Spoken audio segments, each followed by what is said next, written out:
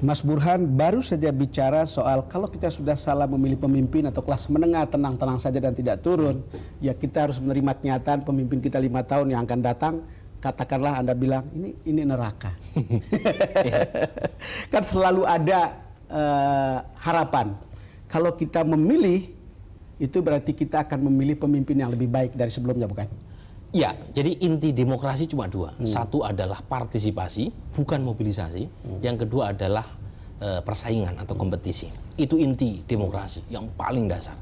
Partisipasi artinya warga biasa punya kesempatan yang sama untuk memberikan pilihan siapa yang paling layak memimpin siapa yang paling layak memimpin mereka. Jadi kesempatan kita, ini saatnya. Persis, kesempatan untuk menentukan elit itu tunduk di bawah daulat rakyat, yaitu dalam pemilu kada. Sekarang sudah terjadi. Sudah terjadi. Jadi terus ya tinggal kita nikmati kalau misalnya menghasilkan pemimpin yang baik, dan kita harus rasakan kalau misalnya pilihan kita ternyata tidak sesuai dengan apa yang kita harapkan.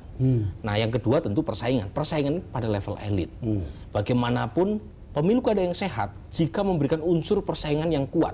Kasus pemilu kada di DKI Jakarta 5 tahun yang lalu, tahun 2012 yang terakhir, itu menarik itu. Jadi pertama kali Pak Faisal Basri maju sebagai calon independen, itu kemudian memantik calon lain dari partai untuk menggulirkan calon gubernur dengan kualitas yang baik. Muncullah Jokowi, muncullah Hidayat Nur Wahid. Nah ini kan persaingan yang membuat pemilih seperti mendapatkan menu yang beragam, dan karenanya antusiasme muncul, dan saat yang sama pemilih bisa memberikan pilihan yang cerdas. Jadi intinya siapa memulai, kau yang mengakhiri, kamu yang memilih, kamu yang menikmati akibatnya, baik atau buruk, bukan? Persis. Nah, sekarang problemnya adalah bagaimana? Sekarang sudah ada nih, ada 269 kepala daerah yang sudah. Lalu kemudian kita bicara tentang, sudah ada di depan mata saya. Sebagai rakyat harus apa supaya kemudian orang bisa berharap akan ada Tri Risma hari ini yang baru, Abdullah Azwar Anas yang baru, atau Bupati Bantaeng dan seterusnya. Iya, selama ini kan ada kritik bahwa pemilu kada menghasilkan calon yang baik itu pengecualian ketimbang aturan umum karena masalah pemilu kada. Itu dianggap sebagai exception rather than rule. Nah, tetapi saya kok makin lama makin optimis. Munculnya Nurdin Abdullah, munculnya Risma, Abdullah Azwar Anas, Yoyo, kemudian orang seperti Ibu Fada dan lain sebagainya. Lama-kelamaan pemilu kada bisa melahirkan rule rather than exception. Nah, sekarang kalau sudah terjadi ada beberapa tempat menghasilkan rule rather than exception. Nah, yang hebat kalau sistem itu menghasilkan aturan umumnya pemimpin yang berkualitas. Kan selama ini pemilu kada nggak beda sama pemilu lewat DPRD. Buktinya banyak yang masuk jeruji besi karena korupsi. Jadi kalau muncul Risma itu pengecualian, ataukah memang secara umum pemilu kada menghasilkan pemimpin seperti Risma?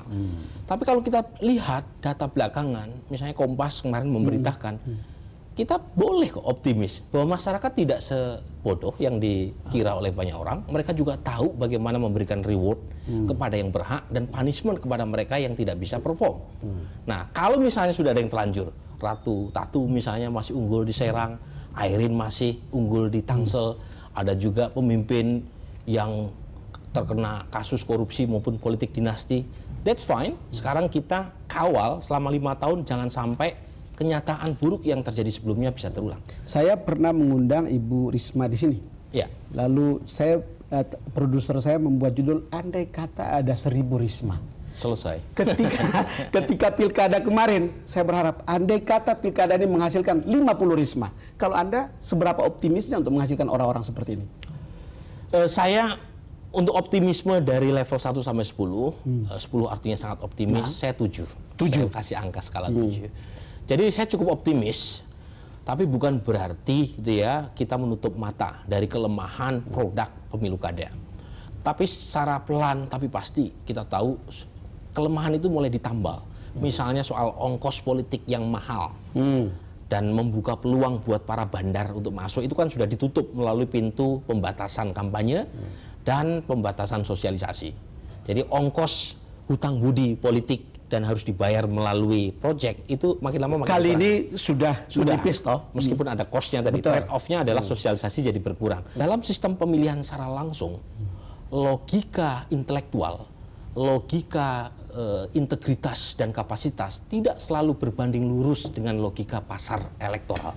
Tidak selalu berbanding lurus dengan pasar elektoral. Tolong jelaskan lagi maksud Anda seperti apa gitu. Orang dengan kemampuan teknokratis yang kuat, orang dengan integritas dan rekam jejak yang luar biasa baik belum tentu dikenal oleh publik.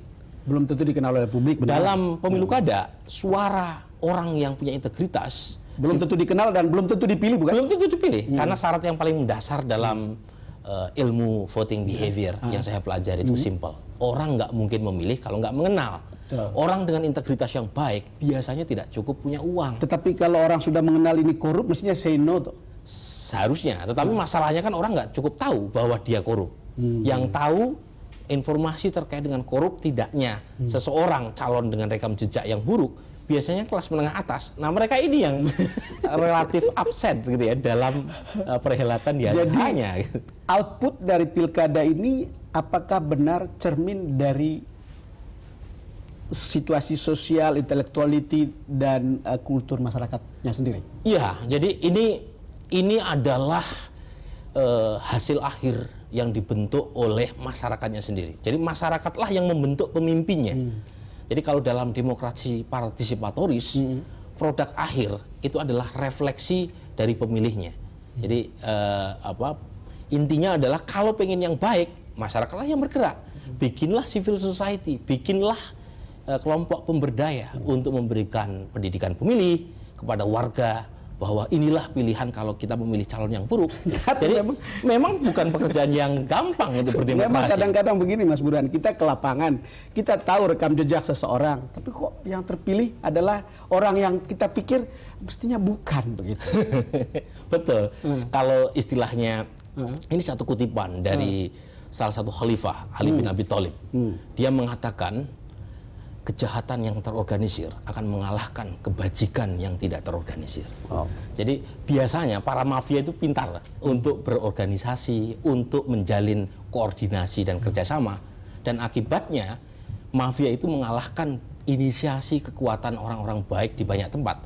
Karena orang-orang baik biasanya susah kerjasama. Mestinya penyelenggara pemilu atau pilkada, mestinya adalah orang yang bisa menghasilkan pilihan-pilihan yang bagus, bukan? Contoh misalnya di banyak tempat ada petahana atau calon yang buruk, rekam jejaknya buruk, dia masuk dalam dinasti predatoris.